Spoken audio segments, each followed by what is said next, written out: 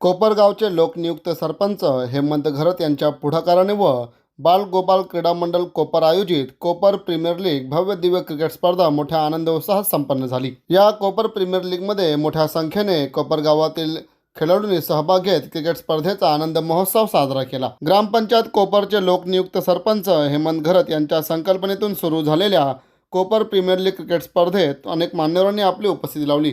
यावेळी आलेल्या सर्व मान्यवरांचे स्वागत बाल गोपाल क्रीडा मंडळ कोपरच्या वतीने करण्यात आले। तसेच यावेळी कोपरगावच्या कोपर प्रीमियर लीग क्रिकेट स्पर्धेत अनेक मान्यवरांनी आपले मनोगत देखील व्यक्त करत कोपर प्रीमियर लीग क्रिकेट स्पर्धेची प्रशंसा केली। बाल गोपाल क्रीडा मंडळ कोपर आयोजित कोपर प्रीमियर लीग क्रिकेट स्पर्धेत सर्व संघ मालकांचे देखील स्वागत सत्कार करण्यात आले असून यावेळी विजयी संघांना पारितोषिक देऊन सन्मानित देखील करण्यात आले। जेव्हा आम्ही या कोपर ग्रामपंचायतीची सत्तेची सूत्रे हाती घेतली तेव्हापासून आम्ही आमच्या गावातील वारकरी संप्रदायामधील आध्यात्मिक परिवारामधील स्वाध्याय परिवारामधील सर्व ज्येष्ठ नागरिक यांच्या सल्ल्यानुसार गावाचा गाडा, गावाची एकता, गावाची अखंडता, गावाचा विकास हा कसा साधायचा म्हणून यांचं आम्ही वेळोवेळी मार्गदर्शन घेत असतो आणि यांच्याच मार्गदर्शनाखाली आम्ही या कोपर गावात अखंडता आणि एकता कशी अबाधित राहील याच्याविषयीच आम्ही जास्त भर दिलेला आहे आणि विकास तर गावाचा होतच आहे। कारण सन्माननीय कपिलजी पाटील साहेब यांचा आशीर्वादाचा हात या कोपर गावावर आहे, त्याच्यामुळे विकासामध्ये कुठल्याही प्रकारची गावामध्ये कमतरता आजपर्यंत झालेली नाही। तसेच या आमच्या ज्येष्ठ मंडळी यांच्या आशीर्वादाने आम्ही आमच्या गावात वारकरी संप्रदायाच्या माध्यमातून रामकथा, कृष्णकथा, हरिकथा, शिवकथा, भागवत कथा अशा विविध कथांचे आम्ही आयोजन करत असतो। तसेच महिलांची मीटिंग घेऊन आम्ही महिलांसाठी त्यांच्या हाताला हातभार कसा लागेल या स्वरूपात त्यांनाही मदत करत असतो। हे सर्व करत असताना आमच्या गावातील 40+ आमचे सहकारी अनिल म्हात्रे, संदीपजी पाटील, राजेशजी भोईर, वैभव पाटील, मनोहर मडवी, रोहित म्हात्रे यांनी आमच्या पुढे एक संकल्पना ठेवली का तुम्ही ज्येष्ठांच्या माध्यमातून, वारकरी संप्रदायाच्या माध्यमातून सर्व हा प्रयोग करत आहेत, त्यांचा विचार तुम्ही अंमलात आणत आहेत, महिलांचेही कार्य करत आहेत, पण तरुणांसाठी एक कुठेतरी आपल्या गावात एक क्रिकेटसाठी हा ग्राउंड एक उपलब्ध व्हावा आणि त्या ग्राउंडच्या माध्यमातून क्रिकेट स्पर्धा भराव्यात अशी संकल्पना त्यांनी आमच्या पुढे ठेवली। मी त्यांना त्वरित होकार दिला आणि त्या पहिल्याच वर्षापासून कोपर प्रीमियर लीग 2023 पासून आम्ही सुरुवात केली, तर हा 4था पर्व त्यांच्या माध्यमातून आम्ही करत आहोत। आणि या कोपर प्रीमियर लीगमध्ये गावातील सर्व मंडळी, सर्व तरुण, सर्व ज्येष्ठ सर्व सहभाग 4 वर्षापासून घेत आहेत, त्यांच्या अतिशय मनापासून धन्यवाद। आणि या स्पर्धेमध्ये अतिशय आनंदाची गोष्ट अशी झाली की आम्ही प्रत्येक वेळी तरुणांचाच संघ बनवतो, कधी 6 होतात, कधी 8 होतात, पण यावर्षी आमच्या गावातील ज्येष्ठ नागरिकांनी आमच्या पुढे एक संकल्पना मांडली की आमची एक लिजंड टीम तयार करा आणि आम्हालाही खेळण्याची संधी द्या। त्या अनुषंगाने त्यांच्या विचारांना अनुसरून आम्ही 2 लिजंड टीम केल्या आणि सर्वात महत्त्वाची बाब म्हणजे आमच्या गावातील 65 वर्षीय प्रतापसिंह पाटील 65 वर्षीय सगळे ज्येष्ठ खेळाडू आमचे आज खेळले आणि त्यांनी या स्पर्धेला एवढा मोठा हातभार लावला, त्यांचे अतिशय मनापासून धन्यवाद। आणि सतत दरवर्षीप्रमाणे ही कोपर प्रीमियर लीग आम्ही या ग्रामपंचायत मार्फत आणि या सर्व खेळाडूंमार्फत आयोजित करत असतो। कुठल्याही प्रकारचं राजकारण या प्रीमियर लीगमध्ये होत नाही आणि कुठल्याही प्रकारचा गालबोट न लावता, कुठल्याही प्रकारचा भांडण, तंटा, तिरस्कार न होता अतिशय आनंदाने, प्रेमाने, खेळीमेळीच्या वातावरणात ही स्पर्धा अतिशय आनंदाने पार पडत आहे। अशी स्पर्धा ही 2026ची 4था पर्वही पार पडला।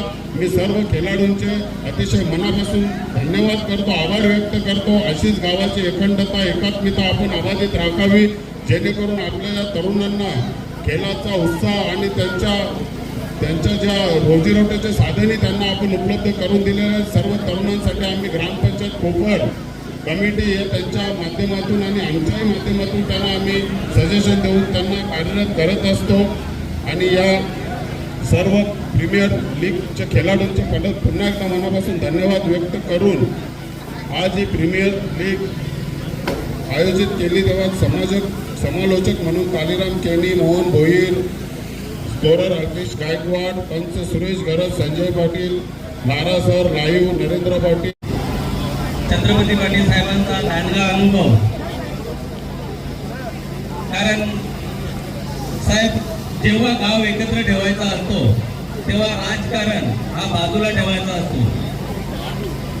गावाचं राजकारण हे पक्षावर चालतं, परंतु जे सामाजिक, शैक्षणिक आणि क्रीडा क्षेत्रात राजकारणाला बगल दिली पाहिजे.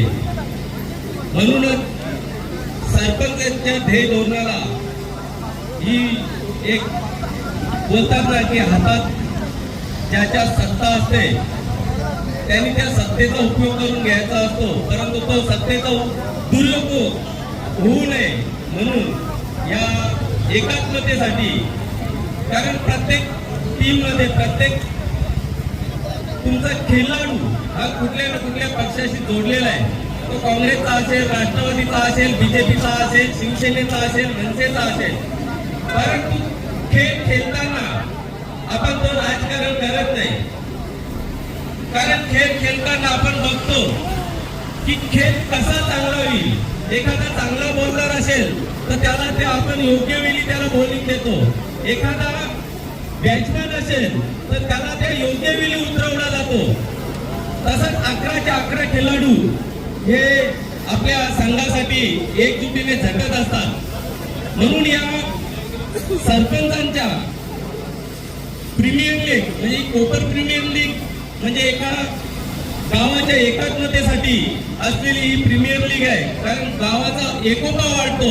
खेळ खेळताना कोणी राजकारण करत नाही. खेळाडू जरी एकमेकाच्या विरोधात उभे असलेले, गावातच आपल्याला जो सरपंचचा असेल, ग्रामपंचायतीचा, जिल्हा परिषद असेल, पंचायत समिती असेल, त्यावेळेस घराघराचा राजकारण आहे.